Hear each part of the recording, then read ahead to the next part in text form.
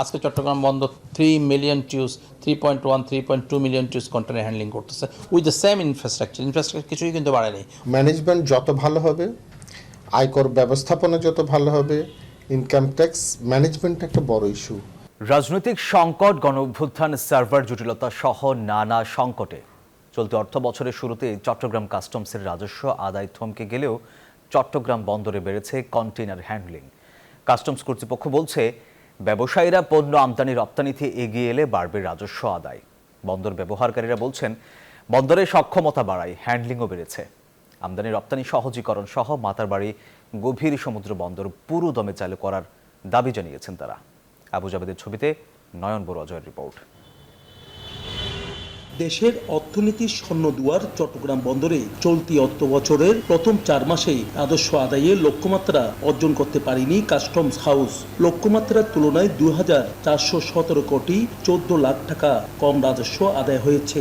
লক্ষ্যমাত্রা ছিল 26,639 কোটি 86 লাখ টাকা। রাজনৈতিক অস্থিরতার কারণেই রাজস্ব আদায়ে এই ধাক্কা বলছে কাস্টমস। রকমটার তুলনায় কম, রাজস্ব এমনি ইম্পোর্টের ভলিউম কিন্তু কম, এলসি তো বোঝা কম, আগের বছরের থেকে বেশি আছে।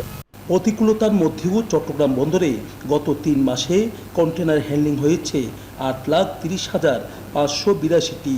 Double million offer Walton fridge কিনে পেতে পারেন 20 লক্ষ টাকা, রয়েছে কোটি কোটি টাকার নিশ্চিত উপহার। এটি গত বছর একই সময়ের চেয়ে ৭৪,৯৮৬টি টিউএস, যা ৯,০১৬% বেশি।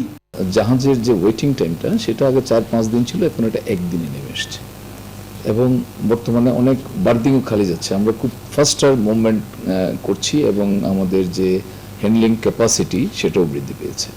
সক্ষমতা বাড়ায় বন্দরে বেড়েছে কন্টেনার হ্যান্ডলিং। আমদানি রপ্তানিতে জটিলতা কমানো গেলে রাজস্ব আদায়ও বাড়বে বলছেন বন্দর ব্যবহারকারী ও ব্যবসায়ীরা। আজকে চট্টগ্রাম বন্দর 3 million Tues 3.1 3.2 million Tues container handling করতেছে উইথ দ্য সেম ইনফ্রাস্ট্রাকচার কিছুই কিন্তু বাড়েনি।